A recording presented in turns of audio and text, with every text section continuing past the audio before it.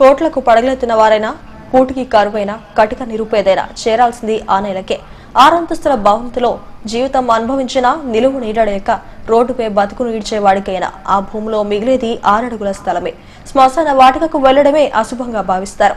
అదే శ్మశాన వాటికను సుందరవనంగా తీర్చిదిద్దిన గొప్ప మనసున్న వ్యక్తి ఆ రుద్రభూమిని చూడాలనుకుంటున్నారా?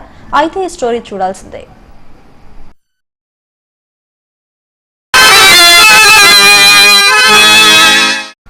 ఈ భూమిని ఏమని వర్ణింతును, ఎంతని వర్ణింతును, ఎందరెందరో మహానుభావులు ఇచ్చోటనే సత్కవీంద్రుని కమ్మని కలం నిప్పులలో కరిగిపోయి, ఇచ్చోటనే భూములేలు రాజన్యుల ముద్రికల్ అంతరించే, ఇచ్చోటనే లేత ఇల్లాలి నల్లపూసల సౌరు గంగలో కలిసిపోయే. ఇచ్చోటనే భూములేలు రాజన్యుల అధికార ముద్రికల్ అంతరించే, ఇచ్చోటనే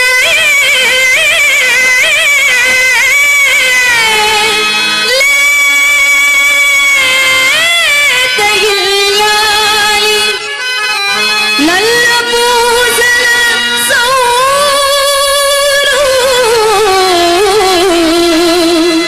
గంగలో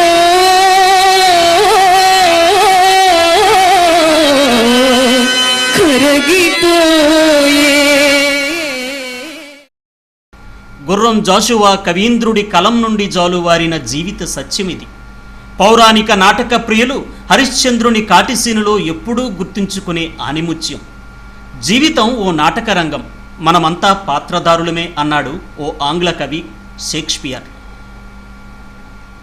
ఈ పాత్రలు పూర్తయిన తరువాత ఎంత గొప్పవాడైనా, నిరుపేదైనా చేరాల్సింది ఇదిగో ఈ రుద్రభూమికే. పరమశివుడు తిరుగాడే నేల ఇది.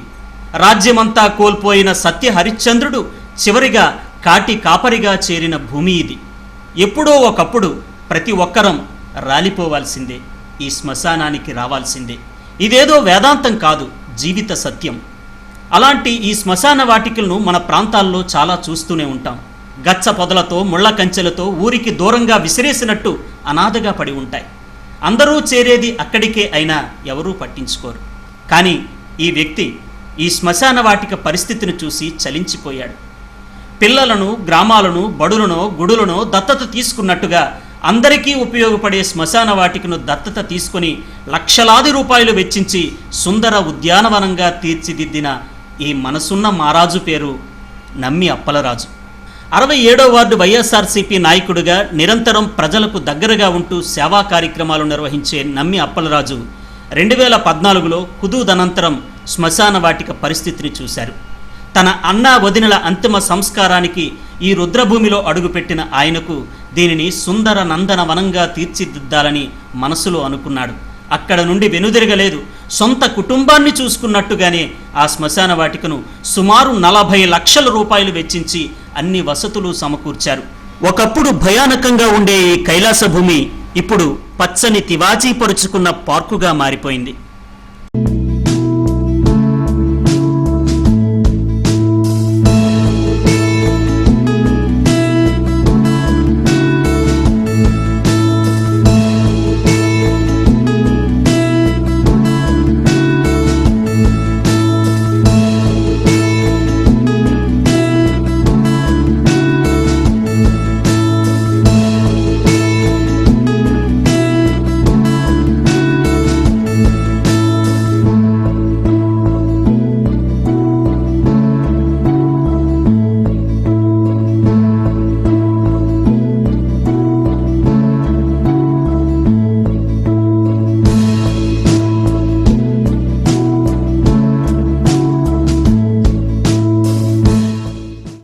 లక్షాధికారైన, భిక్షాధికారైన చివరకు చేరాల్సింది ఇక్కడికే.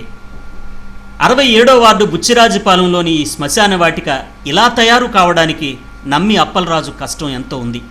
ప్రభుత్వం నుంచి రూపాయి సాయం అందకపోయినా తన సొంత ఖర్చులతోనే అభివృద్ధి చేయడమే కాదు, ఒక వాచ్మెన్ను జీతానికి నియమించి నిరుపేదలు అంత్యక్రియలు చేయడానికి అవకాశం లేకపోతే వారికి ఉచితంగా కట్టెలు అందిస్తున్నారంటే దానికి కేవలం డబ్బుంటే సరిపోదు, గొప్ప మనసుండాలి. కైలాస భూమిలో అడుగుపెట్టిన దగ్గర నుండి మనం శ్మశానంలో ఉన్నామన్న సంగతిని మర్చిపోతాం. మనం ఏదైనా ఉద్యానవనంలో ఉన్నామా అంటూ మురిసిపోతాం. రోడ్లు, 40 జాతుల మొక్కలు, పూల పండ్ల మొక్కలు, అస్థికలు భద్రపరిచే గది, భౌతిక కాయాలను ఖననం చేసేందుకు, సమాధి చేసేందుకు ఏర్పాటు చేసిన వసతులు, అరుదైన పుష్పజాతుల చెట్లు, సపోటా, బత్తాయి, దానిమ్మ, బొప్పాయి, మామిడి ఇలాంటి ఫలాల చెట్లతో పాటు త్రిశూలం ఆకారంలో రుద్రాక్షల చెట్టు ఈ శ్మశానంలో మనకు కనిపిస్తుంది. ఆ పండ్లను నిరాధార బాలల ఆశ్రమాలకు ఇస్తుంటారు. ఇలా చెప్పుకుంటూ పోతే 5 ఏళ్లుగా నమ్మి అప్పలరాజు శ్మశాన అభివృద్ధికి ఇప్పటికీ తన సొంత నిధులను ఖర్చు చేస్తూనే ఉన్నారు. ఇలాంటి సేవ చేసే భాగ్యం ఆయనకే దక్కుతుందంటూ స్థానికులు ఎంతో గర్వంగా చెబుతున్నారు. ఈ ప్రాంతానికి అభినవ హరిశ్చంద్రుడిలా మారారని సంతోషం వ్యక్తం చేస్తున్నారు. అన్ని సదుపాయాలు శ్మశానంకి వచ్చిన వాళ్ళకి అన్ని సదుపాయాలు ఉన్నాయండి. నీళ్ళు గీళ్ళు అన్నీ మొత్తం శ్మశానం అంతా శ్మశానంలాగా లేదండి, వైకుంఠంలాగా ఉంటుంది ఇక్కడ. ఎందుకంటే మా ముసలోడు చచ్చిపోయినప్పుడు తీసుకొచ్చినా సరే శ్మశానంలోకి నిలబడడానికి చోట్లేదు. నా మనవడు చచ్చిపోయినాడు కూడా గడ్డిలోనే వేసి నిలబడడానికి కన్ను మార్గమని చెంపులొట్టుకుని పరిగెట్టడం గట్ట ఇందులోనే జరిగేది. నీళ్ళు కూడా శ్మశానంలో మీద నీళ్ళు చల్లదామని నీళ్ళు దొరికి కాదు, ఆ నీళ్ళకు కూడా బయటికి వెళ్ళి తెచ్చుకుండే వాళ్ళమే. ఇప్పుడు పరిశుభ్రంగా ఉంది, బాగున్నది, కూకుందామనే ఇంత అన్నం ముద్ద కూడా అక్కడ తిందామనేసి ఉన్నట్టుగా చుట్టుగా మాకు ఉంది. నమ్మి అప్పలరాజు మా కోసమని బాగు చేశాడండి. నేను గత 5 సంవత్సరాల నుంచి ఇక్కడ చూస్తున్నానండి. అంతకుముందు చాలా అధ్వానమైన పరిస్థితిలో ఉండేది ఈ శ్మశానం. ఇది మనసులో పెట్టుకుని నమ్మి అప్పలరాజు గారు వార్డు 67 వార్డు ఇన్ఛార్జి నమ్మి అప్పలరాజు గారు సొంత ఖర్చులతో సుమారు 30 లక్షల రూపాయల సొంత ఖర్చులతో ఈయన ఈ శ్మశానాన్ని అభివృద్ధి చేయడం జరిగింది. మంచి మనసు ఉండాలండి, ఇలాంటి పనులు చేయడానికి మంచి మనసు ఉండాలి. 2014 వరకు చాలా ఒక శవం తప్ప శవం పాతి సరైన వాచ్మెన్ లేదు, బారికి ఉండోడు అంటే ఆ బారికి పట్టించుకున్నాడు కాదు, ఎవరు కూడా పట్టించుకోలేదు. మేము చాలా కంప్లైంట్లు కూడా చేసాం. తర్వాత ఈ నమ్మి అప్పలరాజు గారు మరి ఏ రకంగా చూశారో ఏ విధంగా చూశారో మాకైతే తెలియదండి. ఇది దేవలోకంలో తయారు చేశాడండి. ఈ రోజున మేము శ్మశానంలోకి రావాలంటే మాకు చాలా ఆనందంగా ఉందండి. ఇది ఈయన చేసిన తర్వాత మేము ప్రతి బాడీతో మేము వస్తుంటాం, ప్రతి బాడీతో కూడా వచ్చి ఇది వరకు అయితే కాసేపు కూడా ఉండకుండా మేము తిరిగి వెళ్ళిపోయారు అండి. ఎందుకంటే అంత అసహ్యంగా ఉండేది, సబ్బులు ముక్కులు మూసుకునే పరిస్థితి ఏర్పడేది. అటువంటిది ఈ రోజు వచ్చి శవం కాలిపోయిన వరకు కూడా మేము ఇక్కడ కూర్చోవడం జరుగుతుందండి. ఎందుకంటే శ్మశాన వాటికను ఈ స్థితికి తీసుకురావడం తనకెంతో సంతృప్తినిస్తోందని నమ్మి అప్పలరాజు అన్నారు. దీని వెనుక ఎంతో శ్రమ ఉందని, అప్పటి జీవీఎంసీ కమిషనర్ ప్రవీణ్ కుమార్ చొరవతో నీరు, విద్యుత్ సదుపాయాన్ని కల్పించుకోగలిగామని చెప్పారు. శ్మశాన నిర్వహణ బాధ్యతను భుజాలకెత్తుకోవడం తన పూర్వజన్మ సుకృతంగా భావిస్తున్నానని పేర్కొన్నారు. మా అన్నయ్య వదిన చనిపోయారు. ఆ చనిపోయినప్పుడు ఇద్దరు ఒకటేసారి చనిపోయినప్పుడు నేను బర్లీ గ్రౌండ్కి రావడం జరిగింది. బర్లీ గ్రౌండ్ వచ్చినప్పుడు ఇక్కడ చూస్తే అనకూడదు కానీ మరి చాలా వరస్ట్గా దరిద్రంగా తయారైంది. ఈ ఉద్దుకి ఉన్న చెట్లు మొత్తం అన్నీ పడిపోయి ఈ పెద్ద పెద్ద గోతులు, ఈ సమాధులు అన్నీ చూసి అసలు ఈ రకంగా ఉందా మా సొంత పుట్టిన గడ్డ శ్మశానం ఈ రకంగా ఉందని ఆ రోజు వరకు కూడా నిజంగా నేను పరిశీలించలేదు ఎప్పుడూ కూడా. అయితే చూడడం వల్ల నేను ఏం చేశానంటే ఆ రోజు కొద్దిగా డిసప్పాయింట్గా ఉన్నాను. నేను దీన్ని దత్తత తీసుకుంటానని చెప్పేసి మీడియా వాళ్ళకి అందరికీ చెప్పి ఈ దత్తత తీసుకుని 5 సంవత్సరాలు నా కష్టం అంటే ఇంచుమించుగా నాకు 30 నుంచి 35 లక్షల రూపాయలు అంత అంతే. దీనికి ఎప్పుడు లెక్క పెట్టుకొని ఖర్చు పెట్టలేదు.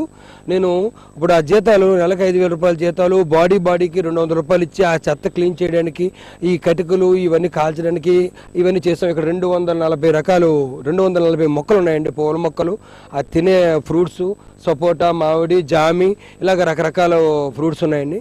ఇక్కడ శివుడి విగ్రహం ఒకటి కట్టి, అస్థికల రూమ్ ఒకటి కట్టి, హరిశ్చంద్రుడి విగ్రహం ఒకటి కట్టి నేను ఈ మొత్తం చుట్టుపక్కల ఈ ప్లారీ గోడకి ప్లాస్టింగ్లు, కలర్స్, ఈ రోడ్స్ కూడా చాలా అద్భుతంగా ఉంటాయి. ఆ రోడ్స్ తీసుకొచ్చి జేసీపీతో చేసుకొచ్చి ఖచ్చితంగా 5 సంవత్సరాలు ఈ రోజు ఈ స్టేజ్లోకి తీసుకురావడానికి 5 సంవత్సరాలు పట్టిందని చెప్పగలను. అయితే నాకు దీనివల్ల నాకు చాలా సాటిస్ఫై, ఎందుకంటే సంతోషం కూడా. నా పుట్టిన ఊరికి ఏదో ఒకటి చెయ్యాలనుకున్నాను. ఈరోజు చేసినందుకు నాకు చాలా ఆనందంగా ఉందని మాత్రం చెప్పగలనండి. మనిషి ఎంతకాలం బ్రతికాడన్నది ముఖ్యం కాదు, ఎందరికి ఉపయోగపడ్డాడన్నదే ప్రధానం. చాలా ప్రాంతాల్లో శ్మశాన వాటికలు భయానకంగా తయారయ్యాయి.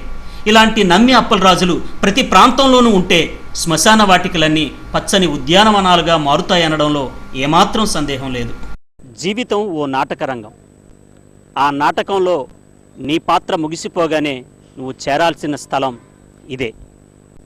లక్షాధికారైన, భిక్షాధికారి అయిన ఇద్దరికీ సమానమైన స్థలం ఇదే. ఇలాంటి శ్మశాన వాటికను దత్తత తీసుకొని సుందర నందన వనంగా తీర్చిదిద్దిన ఘనత ఈ ప్రాంతంలోని 67వ వార్డు వైకాపా నాయకులు నమ్మి అప్పలరాజు గారిది. వీడియో జర్నలిస్ట్ నగేష్తో లక్ష్మీనారాయణ, SDV న్యూస్, గోపాలపట్నం.